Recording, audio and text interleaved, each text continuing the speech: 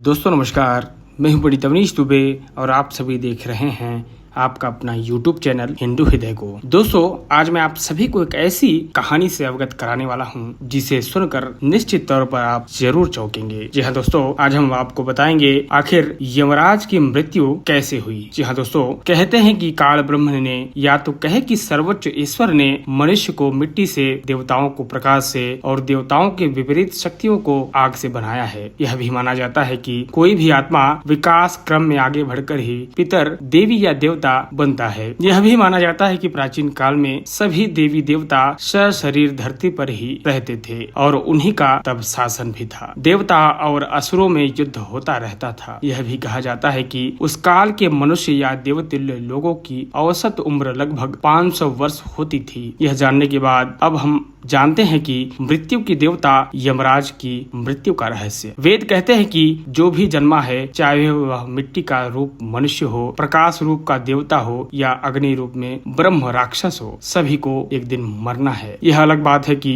कोई 100 वर्ष में मरकर दूसरा जन्म ले लेता है और कोई 1000 वर्ष तक जिंदा रहने के बाद दूसरा शरीर धारण कर लेता है। इसी तरह पुराणों में 14 इंद्रियों की तरह अब तक 14 यमराज भी हो चुके हैं। वेद और पुराणों की धारणा में बहुत फर्क है। पुराणों के अनुसार बहुत से देवी या देवताओं को सृष्टि संचालन हेतु परमेश्वर ने भिन्न भिन्न कार्यों के लिए नियुक्त किया था। जैसे ब्रह्मा सृष्टि करता है तो विष्णु उनके पालन करता है और भगवान शिव सभी संहारक शक्तियों के स्वामी हैं, अर्थात वे मृत्यु और प्रलय के देवता हैं। हिंदू मानते हैं कि ब्रह्मा हमें इस सृष्टि में लाने वाले हैं, विष्णु पालने वाले हैं और शिव ले जाने वाले हैं। इसी तरह इंद्र बारिश, विद्युत और युद्ध को संचालित करते हैं। अग्नि सभी आहुतियों को ले जाने वाले हैं। सूर्य देव जगत के शुद्ध प्रकाश के अधिपति और समस्त प्राणियों की जीवन दान देने वाले हैं। पवन देव के अधीन रहती है जगत की समस्त वायु। वरुण देव को जल जगत पर शासन है। कुबेर धन के अधिपति और देवताओं के कोषाध्यक्ष हैं। मित्र देव और देव गणों के बीच संपर्क का कार्य करते हैं। कामदेव और रति सृष्टि में समस्त प्रजनन क्रिया के निर्देशक हैं। अदिति और दिति को भूत भविष्य चेतना तथा उपजाऊपन की देवी माना जाता है। शिवपुत्र गणेश जी को देवगणों का अधिपति नियुक्त किया गया है। वे बुद्धिमत्ता और समृद्धि के देवता हैं। विघ्न विनाशक की दृष्टि, रिद्धि और सिद्धि नामक 2 पत्नियां हैं। कार्तिकेय वीरता के देव हैं तथा वे देवताओं के सेनापति हैं। नारद देवताओं के ऋषि हैं तथा चिरंजीवी भी हैं। वे तीनों लोकों में विचरने में समर्थ हैं। वे देवताओं के संदेश वाहक और गुप्तचर भी हैं। सृष्टि में घटित होने वाली सभी घटनाओं की जानकारी देवर्षि नारद के पास होती है। अतः मैं देवताओं में सबसे शक्तिशाली देव रामदूत हनुमान जी भी सशरीर है और उन्हें चिरंजीवी होने का वरदान प्राप्त है। वे पवन देव के पुत्र हैं। बुद्धि और बल में देने वाले देवता हैं। उनका नाम मात्र लेने से ही सभी बुरी तरह की शक्तियां और संकटों का खात्मा हो जाता है। इस तरह यमराज सृष्टि में मृत्यु के विभागाध्यक्ष हैं। सृष्टि के प्राणियों के भौतिक शरीरों के नष्ट हो जाने के बाद उनकी आत्माओं को उचित स्थान पर पहुंचाने और शरीर के हिस्सों को 5 तत्वों में विलीन कर देते हैं। वे मृत्यु के देवता हैं। चित्रगुप्त संसार के लेखा जोखा कार्यालय को संभालते हैं और यमराज स्वर्ग तथा नरक के मुख्यालयों में तालमेल भी कराते हैं। इसके अलावा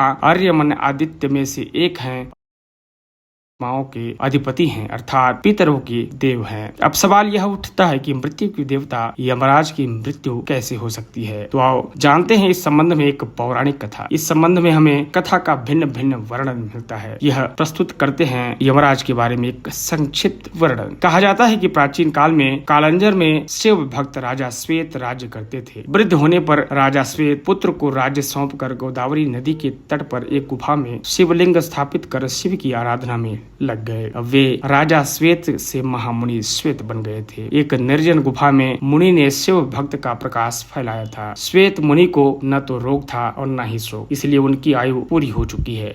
इसका आभास भी उन्हें नहीं हुआ। उनका सारा ध्यान शिव में लगा था। वे अभय होकर रुद्रध्याय का पाठ कर रहे थे और उनका रोम रोम शिव के स्तवन से प्रतिध्वनित हो रहा था। आयु समाप्त होने के बाद यमदूतों ने मुनि के प्राण लेने के लिए जब गुफा में प्रवेश प्रवेश किया तो गुफा के द्वार पर ही उनके अंग शिथिल हो गए। वे गुफा के द्वार पर ही खड़े होकर श्वेत मुनि की प्रतीक्षा करने लगे। कहते हैं कि जब यमदूत बलपूर्वक श्वेत मुनि को वहां से ले जाने लगे तो वहां श्वेत मुनि की रक्षा के लिए शिव के गण प्रकट हो गए। भैरव ने यमदूत मृत्यु देव पर डंडे से प्रहार कर उन्हें मार दिया। इधर जब मृत्यु का समय निकलने लगा तो चित्रगुप्त ने यमराज से पूछा, श्वेत क्यों नहीं आया? तुम्हारे दूत भी अभी तक नहीं लौटे हैं। तभी कांपते हुए यमदूतों ने यमराज के पास जाकर सारा हाल सुनाया। मृत्यु देव की मृत्यु का समाचार सुनकर क्रोधित यमराज हाथ में यमदंड लेकर भैंस पर सवार होकर अपनी सेना चित्रगुप्त आदि व्याधि आदि के साथ वहां पहुंचे। इधर शिव जी के पार्षद पहले से ही वहां खड़े थे। यमराज जब बलपूर्वक श्वेत मुनि को ले जाने लगे तब सेनापति कार्तिकेय ने शक्ति अस्त्र यमराज पर छोड़ा, जिससे यमराज की भी मृत्यु हो गई। यमदूतों ने भगवान सूर्य के पास जाकर सारा समाचार सुनाया। अपने पुत्र की मृत्यु का समाचार सुनकर भगवान सूर्य ब्रह्मा जी और देवताओं के पास उस स्थान पर आए जहां यमराज अपनी सेना के साथ मरे पड़े थे। तब देवताओं ने भगवान शंकर की स्तुति की। तब भगवान शिव प्रकट हो गए। उनकी जटा में पतित पावनी गंगा रमण कर रही थी। भुजाओं में फुफकारते हुए सर्पों के कंगन पहन रखे थे। वृक्ष स्थल पर